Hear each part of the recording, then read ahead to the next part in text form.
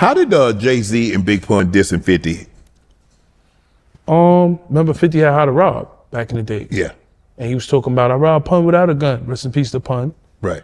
And Jay-Z, you remember he had that joint, I'm about $1. That was a hot record too. Right. He said, I'm about $1. What the f is 50 Cent? I forgot, was that on the, what album was that? That was Hard Knock Life? No. Yeah, because 50 dissed him on How to Rob. Right. See, How to Rob was a crazy record because that's the first time a rapper actually kind of dissed every rapper. Right. But it was comical because the mad rappers on there, Rodney Jerkins. And, right. He said this ain't serious, but the rappers took it serious because it's all about image. When 50 jumped on the stage with Jay-Z, Diddy, T. Oh yeah, I remember that. That was fun. At the Garden. So what's going through your mind? You like 50 done lost his damn mind. Crazy. Yeah. I think you got to be a little crazy to be successful. Right. Jay-Z's legendary line about 50 Cent still hits like a bombshell every time we hear it. Tony Yayo sat down and revisited that moment when Jay-Z dropped the line, I'm about $1. What the F is 50 cents? One of the coldest bars ever aimed at a rising rapper. What makes this wild is the backstory behind it, because that shot didn't come out of thin air. Yayo breaks down how 50 had already been stirring the pot with joints like How to Rob, where he was clowning rappers left and right, even the legendary Big Pun. Back then, the industry wasn't used to somebody calling out names on records, and a lot of rappers took that personally. What I like here is Yayo reminds us of just how serious the climate was. This wasn't just music. This was New York City, and a whole lot of real street energy tied into the culture. And when Jay-Z decided to take that jab, it set the stage for a rivalry that still gets talked about to this day. To me, this line represents more than just a diss. It was a moment where a superstar tested a hungry newcomer, and instead of folding, 50 Cent built a career off proving he was worth way more than just a punchline. Later on in the interview, Yayo touches on that iconic moment when 50 Cent jumped on stage with Jay-Z, wild and fearless, showing everybody that he wasn't backing down from anybody. That's part of what made 50's come up so legendary. He turned every slight, every jab, and every moment into fuel. Now I'm about to play this clip for y'all, but before I do, I just need y'all to like, leave y'all thoughts down below in the comment section, and subscribe. Let's get into it. That was hip hop. I'm not gonna sit here and not say I didn't listen to Machiavelli. Yeah. But I'm definitely listening to Biggie Who Shot You. I'm not gonna say I didn't like that. That was you hip-hop. listen to Hit 'Em Up. Yeah, of course. But then Biggie came back with all kinds of shit. Who Shot You? You know what I'm saying? Come on. Biggie and Pac beef. I think that was entertainment for the world at that point. Even though it's sad that they both died because of the situation. But come on, they didn't keep it on wax. Let's act like we didn't like that battle, and let's act like magazines and publications. What we had back then, Vibes, Source. Yeah. Come on, New York, LA, West Coast beef, East Coast, West Coast. Let's act like, come on, bro. How did Jay-Z and Big Pun diss in 50? Remember 50 had How to Rob back in the day. Yeah. And he was talking about, I robbed Pun without a gun. Rest in peace to Pun. Right.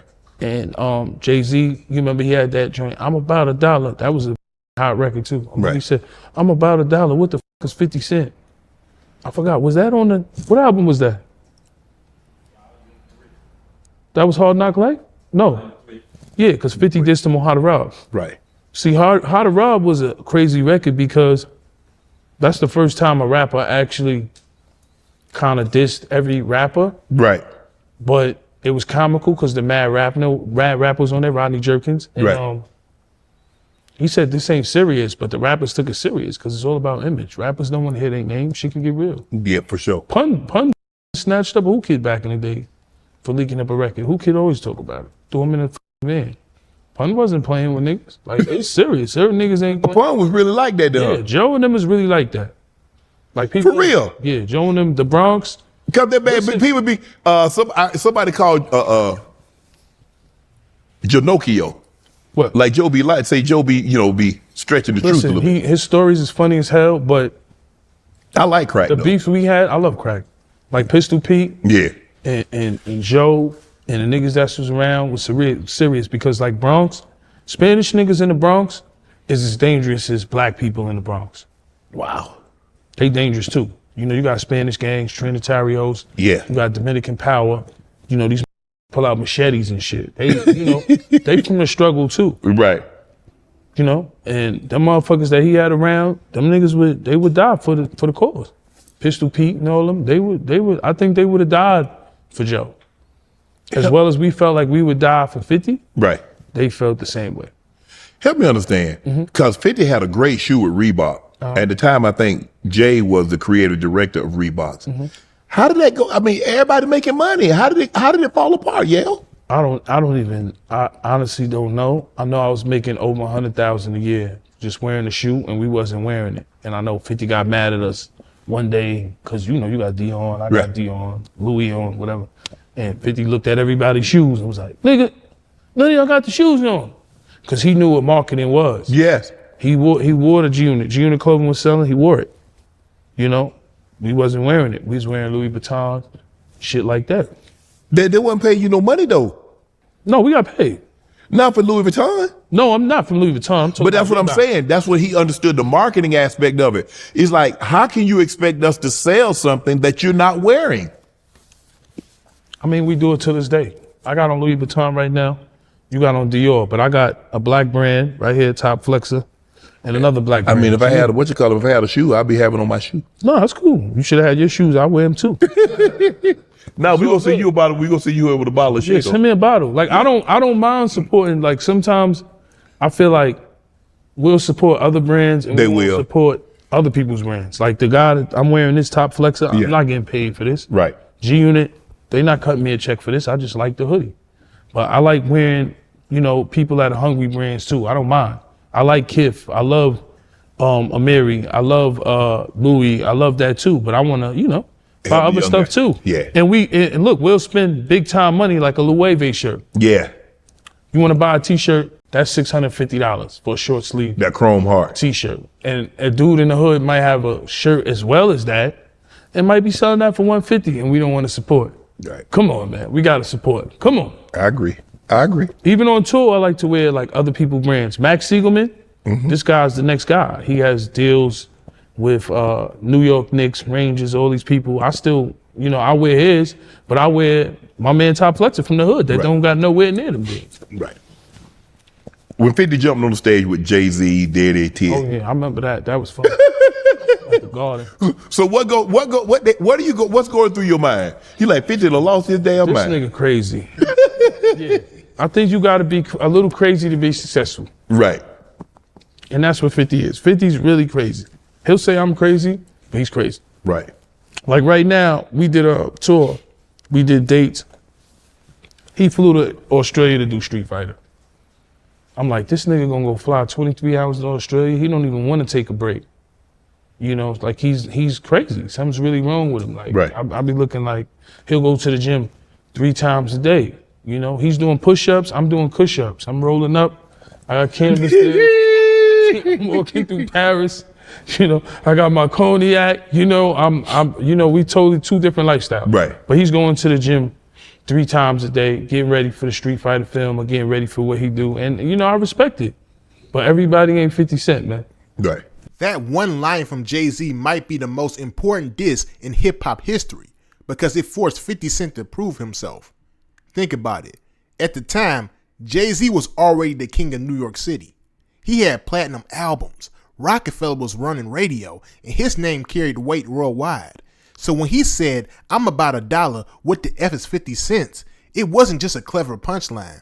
It was basically saying 50 Cent wasn't even worth his time. That's the kind of line that could have crushed another rapper's career. But here's the twist. Instead of folding, 50 flipped it into motivation. He built an empire off that doubt. He went from being dismissed on the stage to selling 10 million copies of his debut album, locking down Reebok deals, running G-Unit, and eventually creating one of the biggest TV franchises in hip-hop history. That Jay-Z line didn't bury him at all. It gave him fuel. That's what makes it legendary. What I like about Yayo revisiting this moment on Club Shay Shay is he showed just how serious the climate really was. People forget, How to Rob wasn't just jokes. It was a challenge to the whole industry. Big Pun wasn't laughing. Fat Joe wasn't laughing. Even Jay-Z felt like he had to answer back because 50 was shaking the system. That tells you how much impact 50 had before he even had an album out. And then Yayo reminded us of that iconic moment when 50 jumped on stage with Jay-Z. That took guts. You're talking about a young artist stepping into the spotlight with the biggest rapper alive at that time. That moment said everything. 50 Cent wasn't scared of anybody.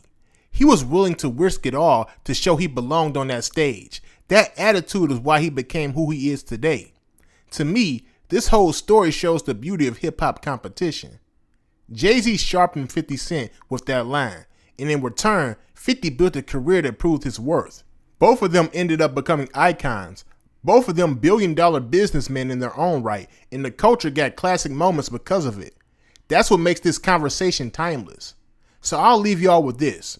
Do you think Jay-Z's line was meant to crush 50 Cent, or was it just another clever punchline? And do you think 50 Cent would have reached the same level of success without that early pushback from the industry? Let me know your thoughts down below in the comment section, and make sure you like and subscribe. Peace.